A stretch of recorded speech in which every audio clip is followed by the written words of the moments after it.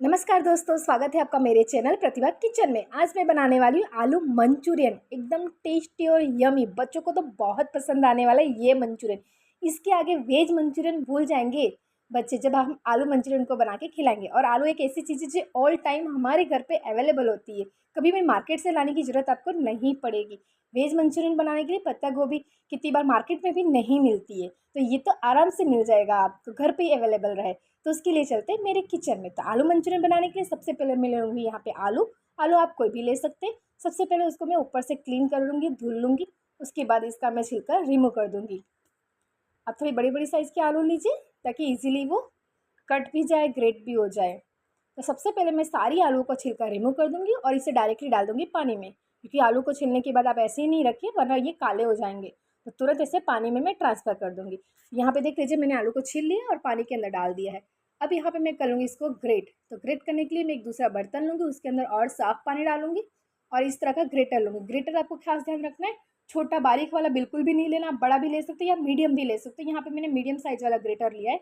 अब इसी के अंदर इस तरह से आलू को मैं ग्रेट कर लूँगी, सारी आलूओं को। आलू को डायरेक्टली आपको पानी में ही ग्रेट करना है, वरना आप बाहर प्लेट में या थाली में ग्रेट करेंगे तो वो काले हो जाएंगे। वो खास आपको ध्यान रखना है कि आलू को डायरेक्टली आपको इसी तरह से बर्तन में, पानी वाले बर्तन में ही ग्रेट करना है आपको। देख लीजिए, इसी तरह से सारी आलू को मैं ग्रेट करके रेडी कर लूँगी। और ये खास ध्यान रखना, बारीक वाला ग्रेटर आपको भूल से भी नहीं लेना है, मीडियम या बड़ा वाला भी आप ग्रेटर ले सकते हैं। तो देख लीजिए, मेरी सारी आलूओं को मैंने ग्रेट करके रेडी कर लिया है। अब यहाँ पे कम से कम इसे 4 से 5 पानी में इसको धुल लूँगी। देख लीजिए आप, वाइट वाइट से इसके अंदर झाग जैसा हो रहा है, तो वो निकल जाना चाहिए। कम से कम 4 से 5 बार पानी में मैं इसको अच्छे से धुल लूँगी और पानी इसका पूरा रिमूव कर दूँगी, एकदम से ड्राई कर लूँगी। तो यहाँ पे इस तरह की मैंने छलनी ली है बड़ी वाली, इसी के अंदर इसको ट्रांसफ़र कर दें और इसको हाथ की मदद से प्रेस करते हुए सारा पानी में निकालूँगी। इसको थोड़ी देर के लिए ऐसे ही रख दूँगी तो भी निकल जाएगा। या फिर आपके पास इस तरह की छलनी नहीं है तो कोई कॉटन का रुमाल ले लीजिए या दुपट्टा ले लीजिए, उसके अंदर इस आलू को डाल दीजिए तो और थोड़ा-सा मरोड़ दीजिए ताकि पानी इसका एकदम से रिमूव हो जाए। यहाँ पे खास ध्यान रखना है, आलू में बिल्कुल भी पानी नहीं रहना चाहिए। तो देख लीजिए, आलू एकदम से ड्राई हो चुकी है। इसे मैं रख लिया अब एक बाउल में बड़े से। अब इसमें डालूँगी 1 टेबलस्पून काली मिर्ची का पाउडर, 1 टेबलस्पून कश्मीरी लाल मिर्ची। ये तीखी नहीं होती बट इससे कलर बहुत अच्छा आता है, एकदम लाल कलर आएगा मंचूरियन के, जैसे मार्केट में मिलते हैं लाल-लाल मंचूरियन, सेम वैसा ही। साथ ही डालूँगी अदरक लहसुन को ग्रेट करके। यहाँ पे आप अदरक लहसुन का पेस्ट भी डाल सकते हैं, मैंने नॉर्मल बारीक ग्रेटर से ग्रेट करके डाल दिया है। एकदम बारीक वाले ग्रेटर से ग्रेट करेंगे तो आपको पेस्ट बनाने की भी ज़रूरत नहीं पड़ेगी। साथ ही यहाँ पे मैं डालूँगी यहाँ पे स्वाद अनुसार नमक, और बाइंडिंग के लिए इसमें जाएगा 3 से 4 बड़े चम्मच मैदा। यहाँ पे 4 बड़े चम्मच अभी मैं डाल रही हूँ मैदा, अगर आगे रिक्वायरमेंट लगेगा तो मैं डालूँगी। साथ ही मैं यहाँ पे डालूँगी 4 चम्मच कॉर्नफ्लोर, कॉर्नस्टार्च जिसे हम बोलते हैं। दोनों को सेम क्वांटिटी में आपको लेना है, मैदा और कॉर्नफ्लोर को। सेम मार्केट में इसी तरह से बनता है, तो सेम प्रोसेस से ही आप बनाइए। देख लीजिए, अब मैं सारी चीज़ों को हल्के हाथों से अच्छे से बाइंड कर लूँगी, मिक्स कर लूँगी। सारी चीज़ें अच्छे से मिक्स हो जाए और अच्छा सा एक नॉर्मल सॉफ्ट डो होता है, इस तरह से हो जाना चाहिए ताकि इसके मैं गोल गोल से मंचूरियन बना लूँ ईजीली। तो देख लीजिए, ये आराम से सारी चीज़ें हो चुकी है मिक्स।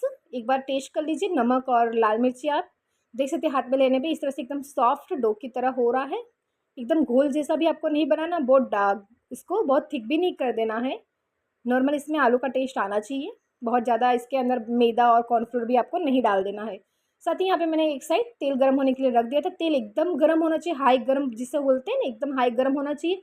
जब आप इसके अंदर मंचूरियन की बॉल्स डालें तब आपको खास ध्यान रखें, तब आपको तेल को मीडियम कर देना है, लो मीडियम या एकदम मीडियम फ्लेम पे कर देना है तेल को। उसके बाद इसके अंदर मंचूरियन को ऐड करना है आपको, और जितना भी पैन में जगह उतना आप मंचूरियन ऐड कर दीजिए और लो फ्लेम पे इसको फ्राई कीजिए ताकि सारी चीज़ें अंदर तक अच्छे से कुक हो जाए। कि इसके अंदर मैदा लिया हुआ है, कॉर्नफ्लोर लिया हुआ है, आलू भी हमने कच्ची यूज़ की है, तो सारी चीज़ें अच्छे से कुक हो जानी चाहिए, बिल्कुल भी कच्ची नहीं रहनी चाहिए। इसको लो फ्लेम पे ही फ्राई करना है 2 से 3 मिनट के लिए। इसको हम 2 फ्राई करेंगे, तो यहाँ पे आपको अच्छी तरह से कुक कर लेना है, बिल्कुल भी कच्चा नहीं रखना है। अराउंड 90-95% के आसपास आपको पूरा कुक कर लेना है। उसके बाद इसको हम निकालेंगे बाहर प्लेट में। और सेकंड बेस पे खाली इसको ऊपर से क्रिस्पीनेस देने के लिए 10 सेकंड के लिए या बहुत ज़्यादा 1 मिनट के लिए हम फ्राई करेंगे, इसलिए यहाँ पे आपको अच्छे से कुक कर लेना है। अगर आपको सेकंड बेच फ्राई नहीं करना है तो यहाँ पे ही आप अच्छे से कुक कर लीजिए। उसके बाद थोड़ी देर फ्लेम को हाई कर दीजिए ताकि ये ऊपर से एकदम क्रिस्पी हो जाए। तो हाई फ्लेम पे 1 मिनट के लिए इसको और फ्राई कर लीजिए, तो एक ही बार में आपका ये फ्राई होकर रेडी हो जाएगा। तो यहाँ पे मैंने एक बेच का फ्राई कर लिया, सेकंड बेच का भी फ्राई कर लेती हूँ इसी तरह से मंचूरियन। जितना पैन में जगह उतना मैं मंचूरियन डाल दूँगी इसके अंदर और सारे मंचूरियन को लो फ्लेम पे ही यहाँ पे फ्राई करना है।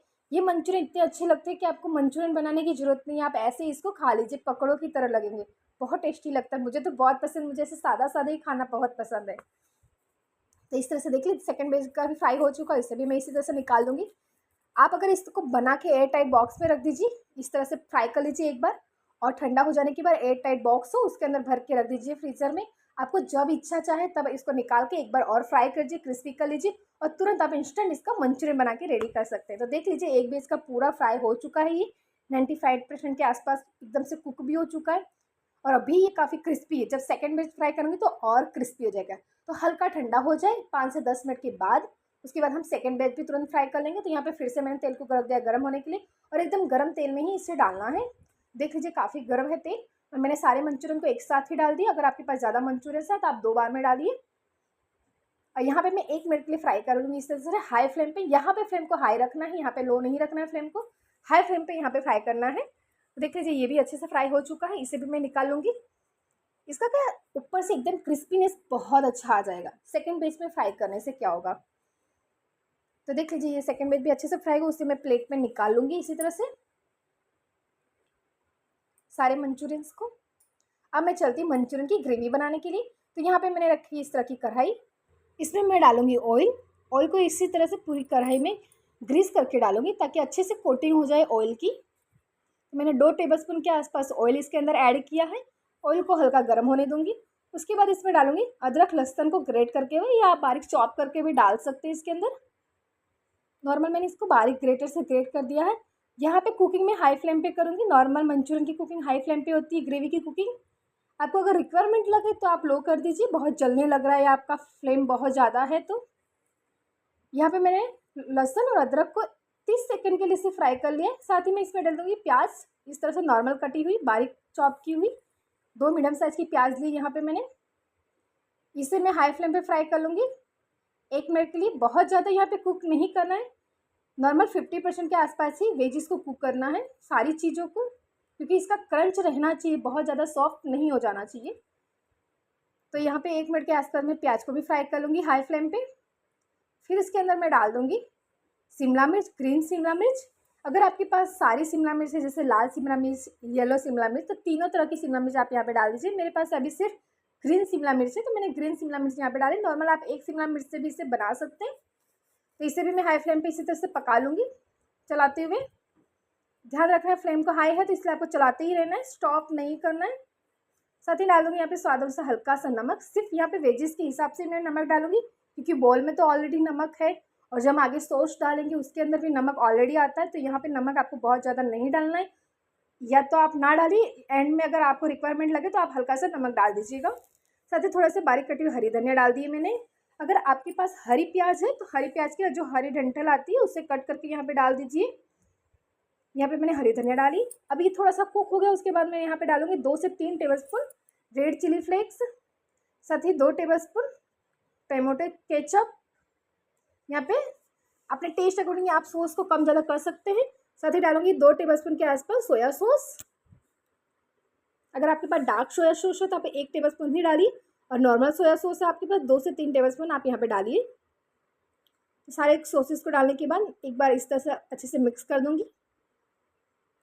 अगर आप सेजवान चटनी है तो आप सेजवान चटनी जो सॉस आता है वो भी यहाँ पे डाल सकते हैं, बट वो थोड़ा स्पाइसी आता है तो बच्चे काफ़ी बार नहीं खाते। तो यहाँ पे मैंने स्किप किया क्योंकि मैं ये अपने बच्चे के लिए बना रही हूँ तो वो स्पाइसी बहुत ज़्यादा नहीं पसंद करता। साथ ही मैंने डाल दिया 4 बड़े चम्मच पानी ताकि कोई भी चीज़ें जले नहीं, अच्छे से मिक्स हो जाए। अब यहाँ पे मैं एक घोल बना लेती हूँ। यहाँ पे लूँगी 1 टेबलस्पून कॉर्नफ्लोर और यहाँ पे डालूंगी 3 से 4 टेबलस्पून पानी और इसे अच्छे से घोल बना लूँगी। बिल्कुल भी लम्स इसके अंदर नहीं रहना चाहिए, ये खास आपको ध्यान रखना है दोस्तों। इसको मिक्स कर लूँगी। अगर आपके पास कॉर्नफ्लोर नहीं है तो आप मैदा भी डाल सकते हैं 1 टेबलस्पून के आसपास। इससे क्या बाइंडिंग अच्छी आएगी, थिकनेस रहेगा ग्रेवी का। इसे भी मैं इसी स्टेज पे ऐड कर दूँगी यहाँ पे और इसे भी कर लूँगी मैं अच्छे से मिक्स। इसको डालने के बाद देखिएगा आप तुरंत ये गाढ़ा होने लगेगी एकदम से ग्रेवी हमारी।